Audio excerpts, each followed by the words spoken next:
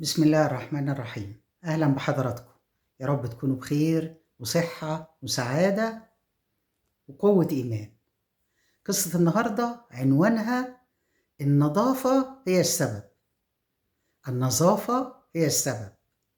إيه الحكاية؟ إزاي يعني؟ والسبب في إيه؟ ده النظافة حلوة. عشان نعرف الحكاية تابعوا معايا الفيديو للنهاية. وقبل ما نبدأ، اللهم صل وسلم وزد وبارك على سيدنا محمد وعلى آله وأصحابه أجمعين. بعد ما صلينا على سيدنا محمد، أحب أشكركم جدا. مش عايزاكم تزهقوا من الشكر، يعني أنا كنت مترددة أقول ولا لأ، بس بصراحة أنا ما أقدرش ما أشكركوش على التعليقات والدعم والكلام الحلو والدعوات الحلوة. بجد أنتوا يعني ونعم الناس. بس مش هقول حاجة تاني، نبدأ القصة. القصة بتدور أحداثها في حي شعبي عادي، بتسكن فيه أسرة أم وأب، وعندهم ولد واحد اسمه أحمد. أحمد مهندس، اتخرج من الكلية وبدأ يشتغل، وكان مجتهد جدا وبيحب شغله جدا جدا.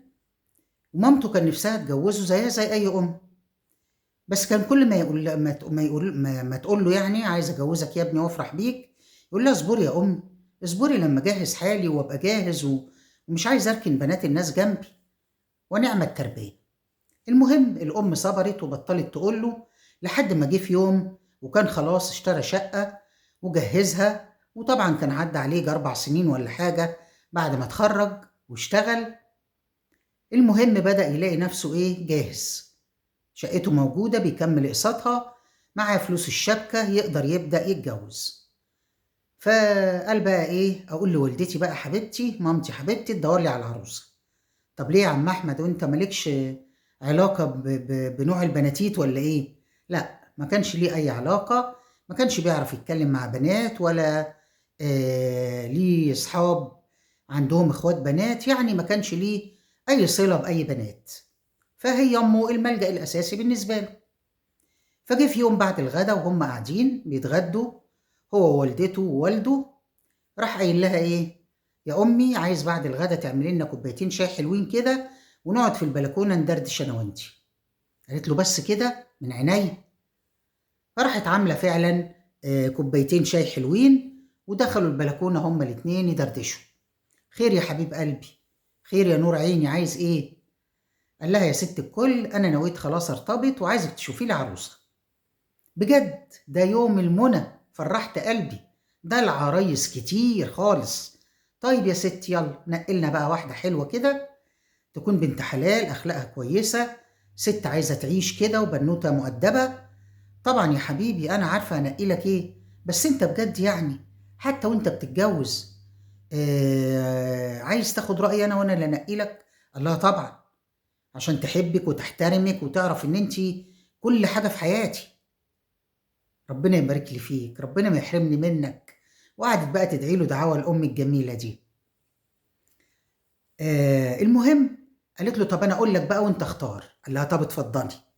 ففضلت تقول له فلانة بنت فلان، فلانة بنت فلانة، عارف فلانة اللي شكلها كذا، عارف علانة اللي مش عارف فهو يقول لها خلصتي؟ قالت له طب اختار بقى يا حبيبي. اختار. يقول لها فلانة. تقول له لا لا لا دي متكبرة. طب فلانة. لا لا لا دي ياه عليها ضحكة. لا لا لا. طب فلانة. لا فلانة دي أمها صعبة قوي. يا ماما حيرتيني، مش انت اللي قايلاهم؟ امال لما انت مش موافقة عليهم وفيهم العيوب دي بتقولي لي اساميهم ليه؟ قالت له معاك حق يا ابني، معاك حق. طيب اقول لك هي بقى فلانة. اشمعنى بقى؟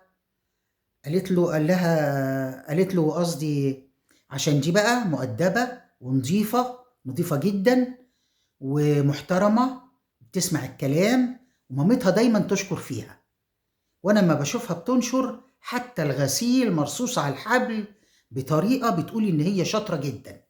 بجد يا امي؟ يا حبيبي. دي اسمها قلتي لي بقى؟ اسمها منى. طيب خلاص اتكلي على الله، روحي قبل مامتها وشوفي الدنيا فيها وخدي لنا ميعاد. بالفعل راحت الام ما كدبتش خبر، تاني يوم على طول راحت قابلت والدة منى واتكلمت معاها. راحت والدة منى رحبت وقالت لها ده أحمد ابنك ونعم الشباب. تمام تمام. المهم مامة منى كانت مجهزة بنتها لأنها كانت عارفة إن هي في سن ممكن في أي لحظة حد يطلبها، وبالتالي لازم تكون جاهزة عشان تفرح بيها زيها زي أي أم. فالجواز ما خدش وقت، شهر شهرين بالكتير 3 وكانوا اتجوزوا أحمد ومنى. جينا بقى يوم الصباحية كده على طول كده على طول، جم أهله طبعا، أمه وإخواته الاتنين وجوازهم وعيالهم. هو كان ليه أختين بنات متجوزين الاتنين وعندهم عيال. ده أنا في الأول قلت لكم أحمد بس، لا مش أحمد بس، لا لا، ده أنا اتلخبطت في قصة تانية. هو كان عنده أختين بعيالهم. المهم فإيه، جت مامته وباباه وإخواته الاتنين وجوازهم وعيالهم، ما شاء الله عيلة كبيرة. جايين بقى الصباحية وفرحانين بابنهم وقاعدين، وطبعا جايبين شوكولاتات وجايبين حاجات، والولاد بدأوا ياكلوا في الشوكولاتة ويعملوا، وطبعا أكيد في فتافيت وقعت في الأرض وفي حاجات، فأكيد أطفال. قاعدة بقى منى، عارفين زي ما بنقول قاعدة مش على حامي ولا بارد، يعني قاعدة كده زي ما يكون في حاجة بتقرصها، كل شوية تعمل كده وتعمل كده وتبص كده وتبص كده. وبعدين تقول للعيال طب انت تعالى نأكلك، انت عمال توقع كتير في الأرض. وتكلم أخته التانية طب شيل الشوكولاتة من إيد الواد ولا أكليه انتي، لحسن إيديه هيبهدل بيها الدنيا وهيبهدل نفسه. طبعا مش عايزة تقول إيه هيبهدل الدنيا وتتك عليها، يعني فرح إيه وهيبهدل نفسه، قال يعني خايفة على الواد وهدومه. هي في الحقيقة خايفة على الشقة وخايفة الحاجة تتبهدل. نعذرها ونقول عروسة خايفة حاجتها تتبهدل، كلنا واحنا عرايس كنا كده، الانتريه والمش عارف ايه، ومش عايزين ده يبوظ ولا ده يتبهدل وعايزين الحاجة تفضل جميلة ومترتبة. المهم شوية كده ولقاها قايمة وهي متضايقة، دخلت ايه على الحمام، راح داخل وراها انت في ايه داخلة الحمام ليه، ما تيجي تقعدي معانا. قالت له عايزة انضفه. قال لها دلوقتي؟ قالت له بطني وجعاني وعايزة اعمل حمام، ولسه ابن اختك خارج من الحمام وانا معرفش اخشه بعد ما حد دخله قال لما انضفه. لا الريحة مقرفة قوي، كان لازم يعني يجيبوا عيالهم معاهم. راح بص لها كده وقال لها طب اسكتي اسكتي لحد يسمعك، ما ينفعش اللي انت بتقوليه ده. يعني ايه ما يجيبوش عيالهم معاهم؟ يعني بهدلوا الشقة وانا هضطر اروق بقى وامسح واكنس بعد ما يمشوا قد كده، وهتعب من اولها. تكنسي وتمسحي؟ ده الشقة لسه نظيفة، انت بالكتير بالمقشة والجاروف هتلمي الكام حاجة اللي وقعوا ولا بالمكنسة وخلاص على كده. لا ازاي بقى، انت مش عايز ننضف بعد كل دول ما كانوا قاعدين وبياكلوا وبيشربوا وعيالهم لا طبعا ما ينفعش. المهم سابها وخرج وقال لها طيب نضفيه وتعالي، وهتقول الكلام ده قدامهم لا يزعلوا. لا خلاص يا احمد مش هقول ولا هعيد. وسكتت. تمام تمام. خرجت بقى لقيت اخته بتقول لها ايه، بقول لك يا منى. قالت لها نعم. قالت لها ادخل اني اوضه عشان اغير لابني، ابنها بقى كان رضيع وايه لسه بتغير له بامبرز. فراحت قالت لها تغيري له ليه؟ قالت لها اصل البامبرز باظ وعايزه اغيره. راحت عامله كده وقالت لها انت عايزه تخشي الاوضه تغيري لابنك البامبرز على السرير طبعا؟ قالت لها ما تخافيش انا جايبه له مشمع، مفيش حاجه هتتبهدل ما تقلقيش. راح سكتت كده ما ردتش. راح احمد لحق نفسه قال لها خشي يا اختي الاوضه اللي انت عايزاه واقفلي عليكي واعملي اللي انت عايزاه. طب يا اخويا شكرا. وراحت ايه داخله بابنها اوضه، وراحت فارده مشمعها ومغيره لابنها وخرجت. منى بقى راحت بصله كده وقالت له هتغير البامبرز للواد في الاوضه؟ ده الاوضه هتبقى ريحتها كلها وحشه جدا، يا ستي برش فيها معطر. طيب طيب خلاص بطلي كلام بقى يا منى لحد يسمعك. حاضر يا احمد حاضر، هسكت اهو، هسكت واقفل بقي. وراحت قاعده فضلت ما تتكلمش، بس اول ما مشيوا فضلت تنظف وتمسح وترش معطر للجو ومش عارف ايه، يجي ساعتين 3. واحمد طبعا قاعد مستنيها، دي عروسه دي ولا ايه ده، هي ايه اللي هي بتعمله ده، ولازمته ايه كل ده، هم عملوا ايه عشان كل ده. وبقى قاعد مستغرب جدا ومش مصدق. بعد ما خلصت قال لها خلاص خلصتي؟ قالت له خلصت الحمد لله. قال لها ينفع تعملي كل اللي انت بتعمليه ده واحنا لسه عرايس؟ ده عرايس دي يعني دي ايام مفترجه. مفترجه ازاي يعني؟ هو شعبان ولا رمضان ولا حاجه؟ لا مش شعبان ولا رمضان، بس احنا لسه متجوزين، احنا لسه في شهر العسل، في اول يومين كمان. يعني تسيب الترويق والكلام ده كله لحد انا منزل الشغل. ده انا هنزل الشغل بعد اسبوع، هو اسبوع واحد بس. راحت بصله كده وقالت له ما انا ما اقدرش اقعد في مكان مش نضيف، انا لازم انضفه الاول وبعدين اقعد، لكن اقعد وهو كده لا ما اقدرش.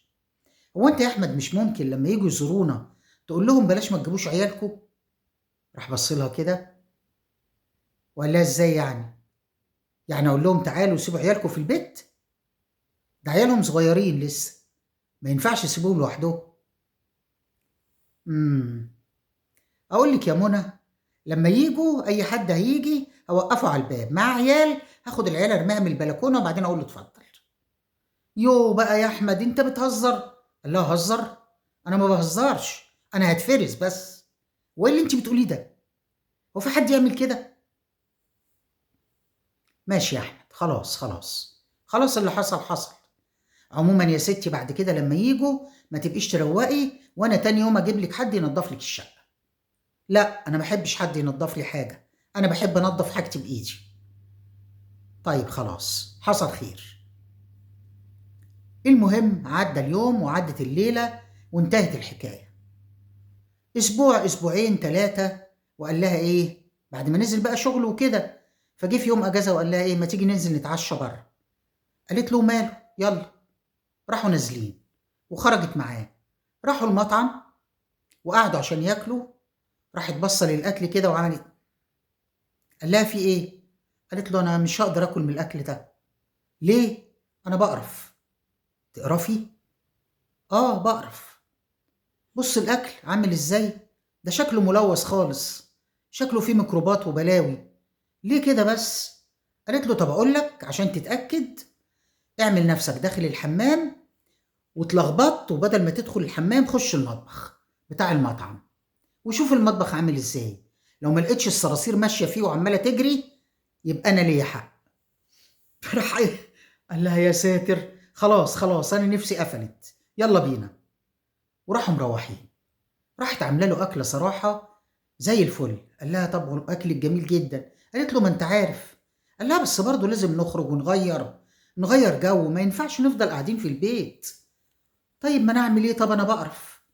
فافتكر بقى ان هما لما كانوا مخطوبين كانت برضه لما بتخرج معاه ما كانتش بتاكل قوي، يعني كانت ايه، تشرب شويه ميه، تشرب بق مش عارف ايه، وتسيب الاكل زي ما هو.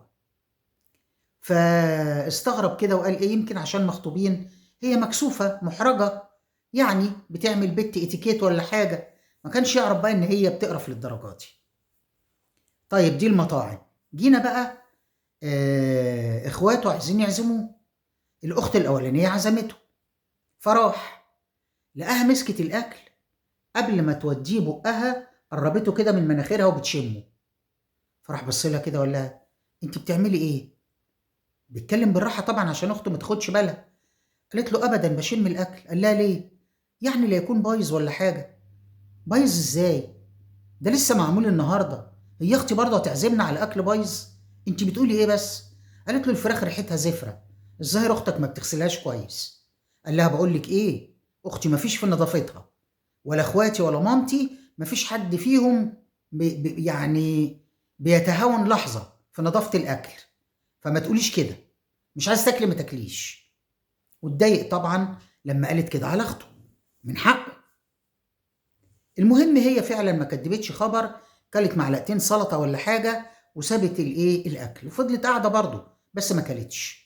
وطبعا ده كان بيضايق اصحاب البيت، قرفانه مننا مش عايزه تاكل ليه، هو الاكل وحش؟ ما قالوش كل ده، ولكن كل ده اكيد كان بيدور جواهم وبان عليهم، يعني اخته بان عليها ان هي متضايقه. طيب المهم ما بقاش ايه ياخدها عند حد، وطبعا لما بقاش ياخدها عند حد هم كمان ما بقوش يجوا ما دام ما بيردوش الزياره. اتعرف فعلا في وسطهم بقى امه واخواته ان فعلا منى بتقرف جامد، لا بتحب تزور حد وتاكل عنده ولا بتحب حد يزورها ويبهدل لها حاجتها، فاتقطعت الزيارات خالص. بدأ هو بقى يروح يشوف اخواته وخلاص وأمره لله. هي منى فين؟ تعبانة. منى فين؟ مش عارف ايه. منى فين؟ كده. لحد ما وصل بيها الحال ان هي كل ما جوزها نفسه بقى يخش الحمام تخش وراه جري زي اللي متسربعة، تنظف الحمام وتشطبه وتخليه نضيف زي الفل وتقفله. كل ما يخش يلاقيها دخلت وراه. قال لها في ايه؟ قالت له ابدا بخش انضف الحمام. قال لها بتنضفي في ايه؟ ما انا بشد السيفون وانزل ميه، هتنضفي ايه تاني؟ قالت له لا، ده في مطهرات جوه في الحمام، في ديتول وفي فنيك وفي مش عارف ايه وفي ايه، بعد ما تخلص المفروض تطهر الحمام. الله طهره ليه يعني؟ قالت له كده عشان الميكروبات والفيروسات وانت يعني مش خايف على صحتك؟ هو انت تكره النظافه؟ لا ما اكرههاش بس مش للدرجه دي. قالت له لا، يعني يا ريت تبقى تنضفه وتطهره بعد ما تخلص. قال لها كل مره ادخل؟ قالت له اه كل مره تدخل. بدأ احمد يزهق ويتضايق لدرجه ان هو بقى ينزل يروح المسجد الصبح يتشطف ويتوضى وكل حاجه ويستخدم يعني الحمام، وبعدين يصلي ويروح شغله، وقبل ما يخرج من شغله يدخل الحمام عشان يقلل دخوله الحمام في البيت. ويا ريت ست منى عجبها. امال ايه تاني؟ بالعكس، ده جت في يوم من الايام وقالت له ايه؟ بقول لك يا احمد. قال لها نعم. قالت له عايزين نقسم الحمام. قال لها نعم. قالت له نقسمه نعمله اتنين. قال لها ليه؟ يعني انت شايفه الضيوف مقطعه بعضهم؟ قالت له لا، عشان انت يبقى انت حمام وانا حمام. قال لها نعم. ليه؟ قالت له يعني عشان ما مش كل شويه بقى نغسله ونطهره ونعمله، انا بحب يبقى ليا حمام لوحدي. قال لها طب وانت في بيت اهلك كان عندك حمام لوحدك؟ قالت له لا، بس كنت كل شويه بخش انضف الحمام. قال لها اه، لا الحمام لو قسمناها يبقى صغير ومش هقسمه، هو كده كويس، خش نضفيه كل شويه زي ما كنت بتنضفيه في بيتكم. واصر على كلامه ومرضيش يقسم الحمام. شويه في شويه في شويه بقى ليه فوطه اللي بيستخدمها ما يستخدمش غيرها، البشكير بتاعه، اللي بتاع ده البرنس بتاعه، كل حاجه بتاعته ما بتجيش جنبها وهو ما بيجيش جنب حاجتها. يعني بقت حياه زي ما يكون كل واحد عايش لوحده. طبعا بدأ يزهق ويمل، فكر يطلقها، وكان جوازهم ما عداش عليه سنه. لسه بيفكر وروح لقاها بتقول له ليك عندي خبر. ايه الخبر؟ جالك عرض منظفات جديد؟ قالت له منظفات ايه بس؟ قال لها ما هي دي الحاجه اللي بتفرحك، المنظفات ونظافه البيت بس، ما افتكرش حاجه تانية. قالت له لا انا حامل. قال لها حامل دلوقتي؟ قالت له ايه ده انت ما فرحتش؟ قال لها لا فرحت يا حبيبتي فرحت. وطبعا لما عرف انها حامل تراجع عن موضوع الطلاق. خلفت اول عيل وفضلت زي ما هي، وخلفت تاني عيل وفضلت زي ما هي وأسوأ. خروج ما بيخرجوش، أكل بره ما بياكلوش، حد يجي لهم ما حدش بيجي، هم يروحوا يزوروا حد ما بيروحوش، يعني محبوس في البيت طول الوقت. بدأ يمل. الحاجة بقى اللي زي ما بنقول كده القشة اللي قطمت ظهر البعير، ايه هي بقى؟ ان باباه تعب. فلما والده تعب طبعا لما بيتعب بتتصل بيه امه عشان يجي يلحقها وياخد ابوه يوديه المستشفى او الدكتور. فعبال ما بيجي بياخد وقت، لان كان بيت باباه وبيته وقت مسافه. فراح قال لمامته ايه؟ بقول لك ايه، بابا تعبان وعقبال ما باجيلك باخد وقت، وانا عارف ان الوقت ده بيكون قلبك وقع في رجليكي، فتعالي اقعدي عندي انت وبابا. هي بقى عارفه مراته. قالت له لا يا ابني مش هينفع. قال لها ليه؟ قالت له لا احنا في بيتنا كويسين، انت ديك بتيجي تبص علينا. لا يا امي مش هينفع، لما بابا يخف ارجعي. يا حبيبي لا مش عارف ايه. قال لها بقول لك ايه، لو ما جيتيش انت قعدتي معايا انا اللي هاجي اقعد معاكي، هجيب شنطتي واجي اقعد معاكي وتسيب مراتك وعيالك. قال لها اه سيب. قالت له طب خلاص هاجي. راح خدها هي وابوه وراح البيت. مراته شافتهم وكأنها شافت عفريت. راحت داخله الاوضه. ايه اللي انت عملته ده؟ قال لها ايه؟ قالت له انت جايب امك وابوك يعني هما يقعدوا معانا؟ قال لها اه. مالكيش دعوه بيهم، انا اللي هعمل لهم اللي هم عايزينه، ما تعمل لهمش انت حاجه. واخواتك هيجوا يزوروهم بقى وكل شويه هرس في الشقه، لا انا ما اقدرش استحمل، يا هم يقعدوا يا انا اللي اقعد. قال لها لا هم اللي يقعدوا، امشي انت، الباب يفوت جمل. راحت واخده شنطتها واخده عيالها وماشيه. امه طبعا لاحظت، ايه يا ابني مراتك مشيت ليه؟ قال لها ابدا. قالت له لا غضبت عشان احنا جينا صح؟ قال لها اه. طب احنا هنمشي؟ قال لها لا، تغور في 60 داهيه، مش هتمشي، اسمعي الكلام يا امي مش هتمشي. قالت له طيب. برضه خليته راح الشغل، وراح ابوها، وراحت هي وابوه واخدين بعضهم ورايحين بيتهم. رجع ما لقاهمش، اتصل بيها، برضه يا امي مشيتي؟ اه مشيت. ما ينفعش يا ابني، احنا نيجي نخرب بيتك؟ اتصل بمراتك وعيالك وهاتهم، روح صالحها وهاتها. قال لها لا مش هروح اصالحها واجيبها، انا ما طردتهاش، هي مشيت، عايزه تيجي تيجي، مش عايزه تيجي ما تجيش، انا بفكر اتجوز اصلا. امه سمعت بفكر اتجوز، وراح قالت له طب تعالى عايزاك، انت بتفكر تتجوز بجد؟ قال لها اه. انا زهقت، انا تعبت منها جدا، مش عارف اعيش معاها، انا تعبت منها وفعلا عايز اتجوز. كان في الفتره بقى اللي زهقان فيها قوي دي، اتعرف على بنت معاه في الشغل، مهذبه ومؤدبه وطيبه، وتشدلها كده بطريقه كبيره. وبداوا يتقابلوا فعلا، وقال لها ان هو عايز يرتبط بيها ويتجوزوا، وكانت عارفه ان هو متجوز، بس يعني ايه، فهمت من الكلام ان هما مش على علاقه طيبه مع بعض، عشان كده وافقت وقالت ايه خلاص مفيش مشكله. المهم اول ما قال لمامته ولقيت فعلا ان هو ناوي يتجوز، قالت له يا ابني طب ومراتك؟ قال لها والله هي حره، عايزه تفضل على ذمتي انا هديها مستحقاتها واصرف عليها وعلى عيالها ومش هقصر معاها، مش عايزه وعايزه تتطلق هي حره، بس انا ولادي هاخدهم. طب يا ابني واللي انت هتتجوزها دي عارفه ان انت لو خدت عيالك هتربيهم لك؟ يا سلام يا ماما انت بتعقدي لي الدنيا ليه؟ خديهم انت ربيهم يا ستي مع انت وبابا. يا ابني انا مش بتكلم عشان انا اخدهم ولا العيال ما يتربوش غير مع امهم. قال لها طب اعمل ايه يعني؟ افضل معاها واضيع عمري يعني؟ وكان احمد بقى يا حبيبي محتار جدا، يستمر معاها وهو مش طايقها وهي بالحال ده، ولا ويعيش عشان عياله ويضيع عمره، ولا يتجوز. طبعا ما دام في ولاد بيبقى الاب او الام بيفكروا 100 مره قبل ما ينفصلوا عشان ولادهم وعشان حياتهم، وعشان حياتهم تفضل مستقره. المهم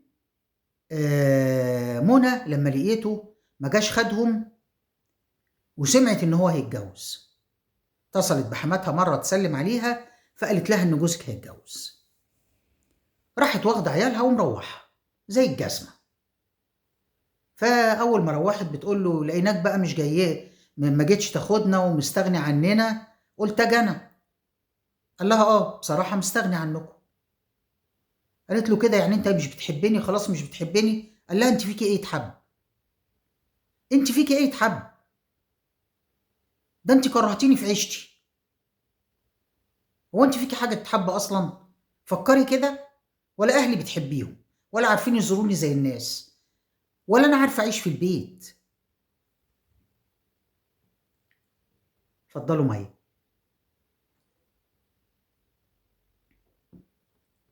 فبصت كده وقالت له طيب يا احمد، ماشي يا احمد. وراحت سايباه وداخله الاوضه، وقعدت تشوف عيالها وسابته، ولا قالت كاني ولا ماني. قالت بدام انا رجعت مش هيتجوز، وخلاص على كده افتكرت ان هي كده فركشت موضوع الجواز. لقت حماتها في يوم بتتصل بيها بتقول لها انا جايه لك. قالت لها طيب. راحت لها حماتها بقى كانت ست حكيمه وكويسه ومش هين عليها خراب البيت. قالت لها اقعدي يا منى عايزاكي. راحت قاعده، قالت لها جوزك هيتجوز عليكي. ليه؟ قالت لها مش عارفه ليه، مش عارفه كل اللي انت عاملاه، محدش فينا عارف يزوره، ما بتخرجوش، ما بتزوروش حد، مقطوعين طول الوقت قاعد في البيت. فجوزك هيتجوز عليكي، غيري من نفسك لان انت كده ما ينفعش. الحاجه والبيت والنظافه والحاجات اللي انت عماله تنظفي فيها دي وعاملاها زي الانتيكات بتتفرجي عليها كل شويه، الحاجات دي احنا بنموت وهي بتفضل زي ما هي. مهتمه بيها ليه جامد كده؟ انت مريضه على فكره. قالت لها يعني ايه؟ قالت لها يعني انت كده مش صح. النظافه كويسه بس مش للدرجه دي. جوزك اهم من النظافه، لكن انت عندك الحاجات اللي عندك دي اهم منه، وده ما ينفعش. يعني اعمل ايه يا حماتي؟ قالت لها يعني تروحي لدكتوره نفسيه تعالجك، تقول لك تعملي ايه. لكن انا مش هعرف اقول لك، كل اللي اعرف اقوله لك ان انت فعلا مريضه. المهم حماتها فعلا شجعتها وخدتها وراحت لدكتوره نفسيه، لان منى كمان كانت حاسه التغيير في جوزها، وكانت كل ما تقرب له ما يعبرهاش، وبيخرج بقى كتير وكده، فكانت حاسه في تغيير، فصدقت ان هو فعلا ما تراجعش عن فكره الجواز ولا حاجه. المهم الدكتوره اول ما عرفت ان هي عايزه تتعالج عشان جوزها وهيسيبها وهيتجوز والقصه دي، بدات تديها نصايح تعملها مع جوزها عشان تحتفظ بيه. بدات تطبق النصايح، تكلمه. وجت في يوم من الايام بدأت بقى تتقرب منه، لما تتقرب منه يصدها. فراحت في يوم من الايام خليته قاعد بيتفرج على التلفزيون، وقالت له بقول لك ايه يا احمد؟ قال لها نعم. قالت له ما تيجي نخرج، انا وحشني نخرج قوي، عايزه اتعشى بره. قال لها نعم. ليه مش هتقرفي؟ قالت له لا مش هقرف، وناخد العيال كمان زهقوا من البيت. قال لها بتتكلمي بجد؟ قالت له اه يا احمد، انا مش عايزاك متضايق، صدقني انا بحبك. طيب خلاص يلا نخرج. وخدها فعلا وخرج عشان يشوف هي صادقه في كلامها ولا لا. لقاها فعلا قعدت وكالت وما اتكلمتش قال لها يعني كلتي؟ قالت له ما انا عارفه ان انت لما تودينا مكان ناكل اكيد هتودينا مكان كويس، مش اي مكان وخلاص، مش هتغامر يعني ولا تخاطر بصحتنا. قال لها طب كويس انك عارفه كده، حاجه كويسه. واتبسط طبعا ان هي عملت كده. يوم تاني من الشغل جه لقى امه وابوه في البيت. ايه ده اهلا وسهلا، انتوا جيتوا ازاي ومش عارف ايه. قالت له منى يا ابني اللي جت خدتنا. قال لها بجد؟ قالت له اه، وعايزانا نقعد معاها اسبوع كامل. راح بص لها كده ولا ايه يا منى؟ قالت له ايه المشكله؟ ماما وبابا حبايبي، انا عايزاهم يقعدوا معانا اكتر من اسبوع كمان. قال لها طب تعالي. وخدها الاوضه جوه. قال لها انت عملتي كده ازاي؟ قالت له انا غلطت في حقهم وزعلتهم كتير، وهم حقهم عليا ان انا احترمهم واجيبهم ويقعدوا وقت ما هم عايزين، ده بيت ابنهم. انا كنت غلطانه. انا مش عايزاك تزعل مني يا احمد، ولا عايز اخسرك. انا عايز عيالنا يتربوا بينا احنا الاتنين، مش عايزين نتفرق احنا كده ونضيع عيالنا معانا. قال لها ايه ده العقل ده؟ ده من امتى ده؟ قالت له يا احمد انا كنت مريضه ورحت لدكتوره نفسيه، هي اللي عالجتني كده وساعدتني ارجع وابقى كويسه واغير كل الصفات اللي مش كويسه اللي فيا. بجد؟ يعني انت كده خلاص مش هتفضلي طول الوقت تنظفي وتمسحي وتعملي؟ قالت له لا، انت عندي اهم من كل حاجه، من المسح ومن التنظيف ومن كل حاجه. طول ما انت في البيت مش هعمل اي حاجه من الحاجات دي، هعملها وانت بره في الشغل بس. طبعا ما بقاش مصدق نفسه، اتبسط جدا جدا، وبدأت علاقته تقل بزميلته اللي في الشغل. بدأت مقابلاتهم تقل، بدأ يقعد في البيت أكتر، بدأ يرتبط بمنى أكتر ويديها مساحة أكتر. فمنى اتبسطت وقالت إيه لما أقطع بقى عرق وأسيح دمه. كانت عرفت البنت اللي هي في الشغل دي وهي بتدردش مع مامته، عرفت هي مين. راحت كلمتها وطلبت منها تقابلها، جابت تليفونها يعني وكلمتها وطلبت منها تتقابل معاها. فأول ما اتقابلت معاها البنت استغربت، قالت لها خير انت عايزاني ليه؟ هي عارفة بقى ان هي مرات احمد. قالت لها بصراحة انا عايزة اتكلم معاكي. قالت لها اتفضلي انا سامعاكي.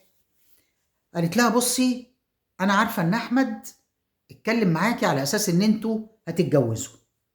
قالت لها اه بس هو بقاله فترة متغير معايا.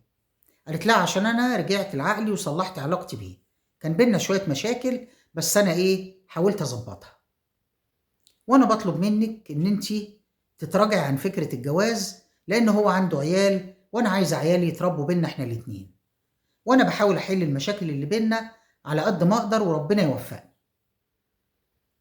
قالت لها: طب وماله، أنا ما أحبش أخرب بيت، أنا فكرت إن أنتوا منفصلين أصلًا أو شبه منفصلين، عشان كده ما رفضتش، لكن طالما أنتوا خلاص أنا ما أحبش أخرب بيت ولا أدمّر أسرة ولا أظلم أولاد. وانسحبت فعلًا من حياته، وطلعت إنسانة مهذبة أخلاقها عالية، والحمد لله رب العالمين. وبكده منى احتفظت بمين؟ بجوزها، وقرّبته منها أكتر وأكتر، وعاشوا حياة كويسة، وبقوا إخواته ييجوا والعيال يبهدلوا الدنيا، وهي تعملها تاني يوم براحتها بعد ما يروحوا الشغل، وضبطت الدنيا تمامًا.